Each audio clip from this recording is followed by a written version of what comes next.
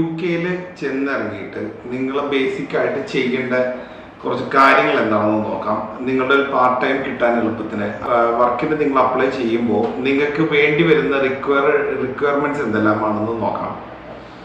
Basically നിങ്ങൾ അവിടെ ചെന്ന് ഇറങ്ങുമ്പോൾ ഫസ്റ്റ് തന്നെ നിങ്ങൾക്ക് വേണ്ട ഒരു ഡോക്യുമെന്റ്, അല്ലെങ്കിൽ നിങ്ങൾ ഇവിടുന്ന് വിസ ചെയ്ത് പോകുന്നതിന് മുമ്പേ ചെയ്യേണ്ട ഒരു കാര്യമാണ് BRP കാർഡ് എടുക്കുക എന്നുള്ളത്, ബ്രിട്ടീഷ് റെസിഡന്റ് പെർമിറ്റ്. അത് നിങ്ങളുടെ ടയർ 4 വിസ അപ്ലൈ ചെയ്യുമ്പോൾ ബിഫോർ ട്രാവലിംഗ് തന്നെ നിങ്ങളുടെ BRP കാർഡിനുള്ള കാര്യങ്ങളെല്ലാം നിങ്ങൾക്ക് ഓൺലൈനിൽ തന്നെ ചെയ്ത് വെച്ചിട്ട് പോകാവുന്നതാണ്.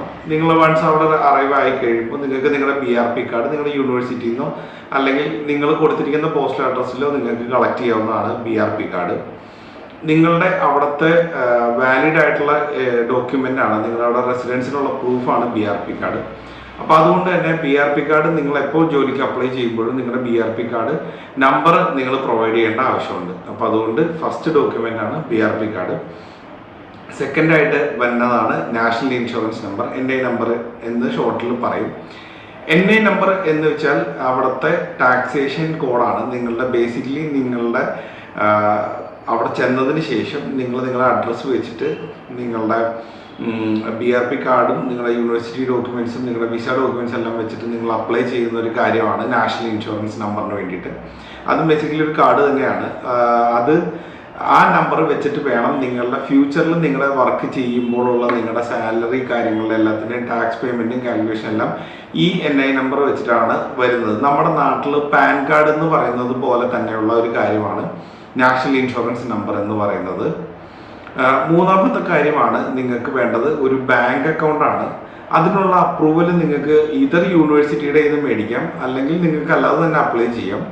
പല ബാങ്കുകൾക്കും പല നോംസ് ഉണ്ട്. ആ നോംസ് അനുസരിച്ച് നിങ്ങൾക്ക് ബാങ്കുകളിൽ ഡയറക്റ്റ് അപ്രോച്ച് ചെയ്ത് നിങ്ങളുടെ അഡ്രസ് പ്രൂഫും വിസ ഡോക്യുമെന്റും കാര്യങ്ങളെല്ലാം കൊടുത്തിട്ട് നിങ്ങൾക്ക് അവിടെ ഒരു ബാങ്ക് അക്കൗണ്ട് ഓപ്പൺ ചെയ്യാൻ പറ്റും.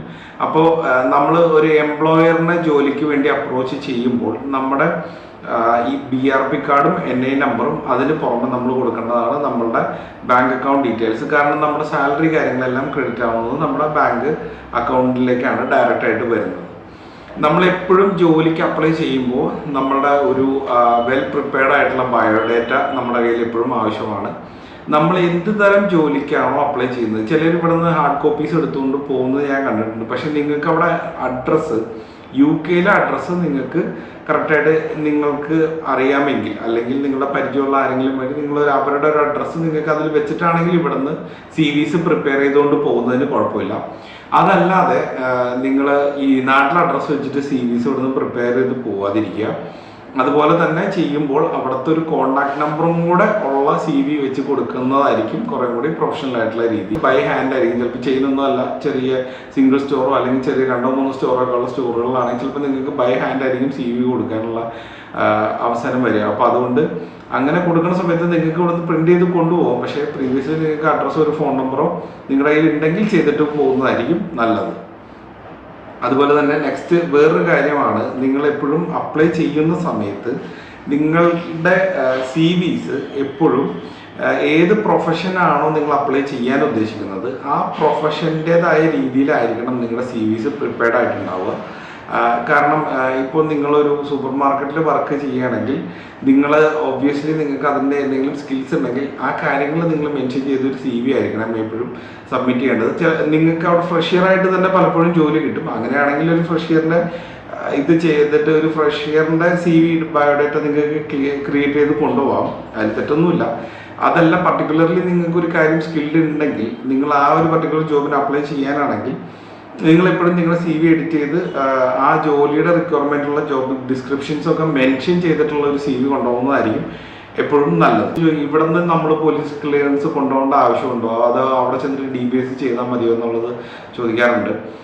ഇത് ചെയ്യുന്നതിന് ഒരു വെയിറ്റിംഗ് പീരീഡ് ഉണ്ടാവാറുണ്ട്. ഡയറക്റ്റ് കെയർ ഹോമുകളിലേക്ക് ചെയ്യുകയാണെങ്കിൽ പ്രത്യേകിച്ച് ഒരു 2 to 3 months വെയിറ്റിംഗ് പീരീഡ് വരാറുണ്ട്. അപ്പോൾ ആ ലാഗ് ഒഴിവാക്കാൻ വേണ്ടിയിട്ടാണ് പലപ്പോഴും എല്ലാവരും ഇവിടെ നിന്ന് പോലീസ് ക്ലിയറൻസ് എടുത്തുകൊണ്ട് പോവാറ്. പക്ഷേ ചെയ്യുന്നത് നല്ലതാണ്, ചെയ്യേണ്ടതെന്ന് പറയില്ല. കാരണം നിങ്ങൾക്ക് വലിയൊരു എക്സ്പെൻസ് വരുന്ന ഒരു കേസല്ല. പക്ഷേ പൊതുവെ അവിടെയുള്ള ഓർഗനൈസേഷൻസ് അവരുടെ തന്നെ പോളിസി ഉണ്ടാവും. അവർ തന്നെ അപ്ലൈ ചെയ്യുന്ന ഏജൻസിയുടെ പോലീസ് ക്ലിയറൻസ് ആയിരിക്കാം അവർക്ക് ചിലപ്പോൾ കൂടുതൽ വാലിഡ് ആയിട്ട് എടുക്കാറുള്ളത്. അപ്പോൾ അതുകൊണ്ട് അത് നിങ്ങളുടെ സിറ്റുവേഷൻ അനുസരിച്ച് നിങ്ങളുടെ ഇത് ചെയ്യുക. ഇവിടുന്ന് എടുത്തുകൊണ്ട് പോകണമെന്ന് മാൻഡേറ്ററി അല്ല. പക്ഷേ ഹെൽത്ത് കെയർ തന്നെ ഫോക്കസ് ചെയ്യാൻ ഉദ്ദേശിക്കുന്ന ഒരാളാണെങ്കിൽ നിങ്ങൾക്ക് ഇത് ഇവിടുന്ന് പോലീസ് ക്ലിയറൻസിൻ്റെ ഒരു ലെറ്റർ കൊണ്ടുപോകുന്നത് നിങ്ങളെ ഹെൽപ്പ് ചെയ്യാൻ സാധ്യതയുണ്ട്. സോ ഇതൊക്കെയാണ് പ്രധാനമായിട്ട് ഇവിടുന്ന് പോകുമ്പോൾ ആസ് എ സ്റ്റുഡൻറ്റ് അവിടെ നിങ്ങളൊരു പാർട്ട് ടൈം ചെയ്യാൻ അവിടെ ഒരു പാർട്ട് ടൈമിന് വേണ്ടിയിട്ട് നിങ്ങൾക്ക് അപ്ലൈ ചെയ്യുമ്പോൾ മെയിനായിട്ട് വരുന്ന റിക്വയർമെൻറ്റ് അല്ലെങ്കിൽ മെയിനായിട്ട് വരുന്ന ഡോക്യുമെൻറ്റ്സ് ഇതെല്ലാമാണ്. പിന്നെ അതുപോലെ തന്നെ നിങ്ങൾ അവിടെ ചെന്നിറങ്ങി എത്രയും പെട്ടെന്ന് ഒരു GP ജനറൽ പ്രാക്ടീഷ്യൻ എന്ന് വെച്ച് കഴിഞ്ഞാൽ നമ്മളവിടുത്തെ ഡോക്ടർ എന്നൊക്കെ പറഞ്ഞ പോലെ അവരുടെ ഒരു രജിസ്ട്രേഷനും കൂടി എടുക്കുക. അവരുടെ ഒരു ജനറൽ ചെക്കപ്പ് ഉണ്ടാവും. നമ്മുടെ പ്രീവിയസ് മെഡിക്കൽ കണ്ടീഷനോ അല്ലെങ്കിൽ നമ്മൾ റെഗുലറായിട്ട് എടുക്കുന്ന മെഡിസിൻസ് ഒക്കെ ഉണ്ടെങ്കിൽ നമ്മൾ അവരുടെ അടുത്ത് ഡീറ്റെയിൽ ആയിട്ട് നമ്മൾ അതിനെക്കുറിച്ച് ഒരു വൺ ഓൺ വൺ സെഷൻ അവിടുത്തെ ഡോക്ടേഴ്സ് നടത്തും. അതും കൂടെ നിങ്ങൾ കംപ്ലീറ്റ് ചെയ്ത് വെക്കുക.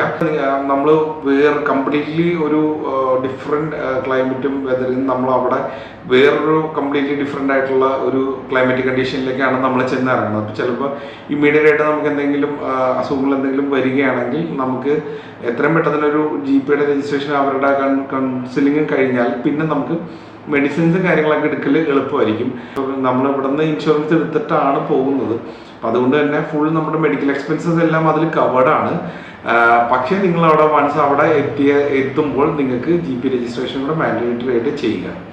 സോ പഠന സംബന്ധമായ എന്തെങ്കിലും സംശയങ്ങളുണ്ടെങ്കിൽ ഫ്യൂച്ചറിൽ നിങ്ങൾക്ക് എന്തെങ്കിലും എൻക്വയറീസ് ഉണ്ടെങ്കിൽ ഞങ്ങളെ കോൺടാക്ട് ചെയ്യാം. അതുപോലെ നിങ്ങൾക്ക് താല്പര്യമുള്ള എന്തെങ്കിലും ടോപ്പിക്ക് അറിയാൻ താല്പര്യമുണ്ടെങ്കിൽ please contact us for more details. Contact details എല്ലാം ഡിസ്ക്രിപ്ഷനിലുണ്ട്. So thanks for watching. മറ്റൊരു വീഡിയോ ആയിട്ട് വീണ്ടും കാണാം.